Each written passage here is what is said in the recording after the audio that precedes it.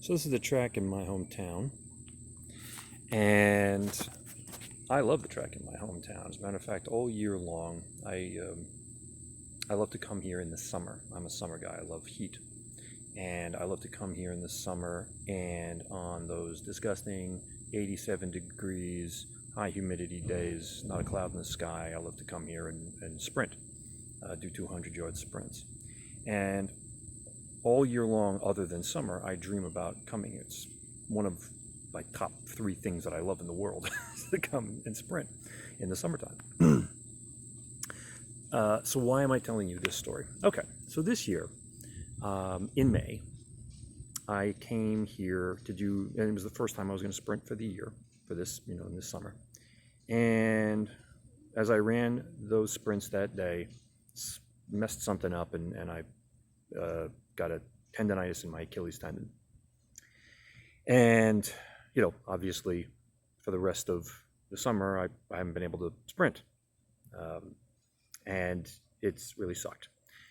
And, I've done what I can, exercise-wise, but, nothing comes close to the things that we love. But it reminds me that in life, there are certain limitations that are real. And there's not many, but there are certain limitations, physical limitations, things that literally, no matter what, we cannot overcome. Tendonitis just takes time to heal, and, there is no fast track around it. Because heavens knows, I tried. I tried to find it. Anyway, why am I telling you this? Because I want to talk to you about elephants. Eric, what the hell are you talking about elephants? Okay.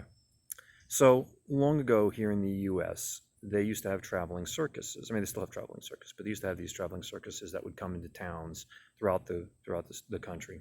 They'd bring the big top, and they would have, among other attractions in the circus, they would have elephants. Now, elephants are big animals that can destroy a lot of stuff, so you have to have massive control over them. So how do they train the elephants? Well, they train the elephants from birth, basically. They would put a big heavy chain around their ankles, they mess you up. They would put a big heavy chain around their ankle and then tie it and then drill a spike into the ground and put the chain on the spike so that the elephant could only go a certain distance and then stop. As soon as the chain got tight, they couldn't go any further. And they learned very quickly the length of the chain is as far as they can go. Now, over time, obviously, having chains and driving spikes into the ground and stuff, that made it harder to control the elephant. So what they could do is, as soon as the elephant learned that the chain had a limit, they could then switch the chain to a rope. And instead of using a spike, they could just put it next, and they could just tie it to a chair. And literally, as soon as the rope got tight, the elephant it had already learned its limitation, so it would stop pulling.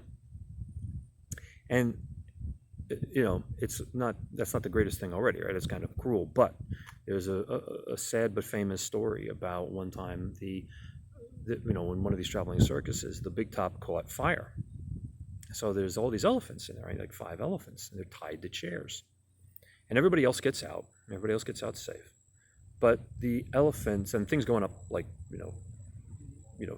fast. So, nobody can go in there and try to save them or anything. But so the elephants are in there and they're screaming. Now, these elephants just have a piece of rope tied to a chair. Obviously, the elephants could stomp on the chair or just run out of there with the chair going clunk, clunk, clunk after them. They had more than enough strength. But they had been trained. They were under the impression, they believed because of conditioning, that they were unable to move any further. And so what they did, is they went to the length of the rope, and they screamed and they died. So this imaginary limitation, this conditioning that wasn't real anymore, now all of a sudden it held them back from life itself. So here's a question to you. What's the rope around your ankle? See, I know that if you're watching this video, you have dreams. You have a life you desire. You have a lifestyle you desire. You have not just things you want, not just money, right? Money's great. but a way of living, a way of being, a way of existing. And it's out there, and you dream about it, and then you keep giving yourself excuses. You keep giving yourself imaginary limitations. You keep coming to the edge of the rope that's tied to the chair and telling yourself, this is as far as I can go. You've created imaginary limitations. Now, yeah, do some of us have actual physical limitations in our lives that stop us from certain things? Yes. But believe it or not, they're very few and they're very far between. What most of us have is we have ropes and we have reasons for those ropes.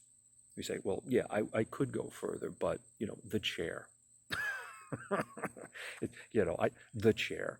And I don't know about you, but I'm sick of it.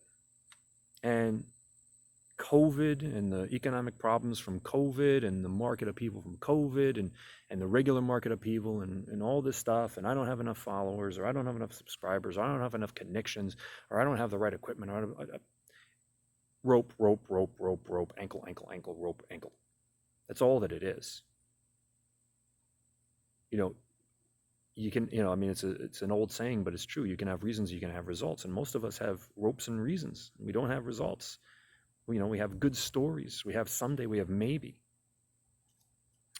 So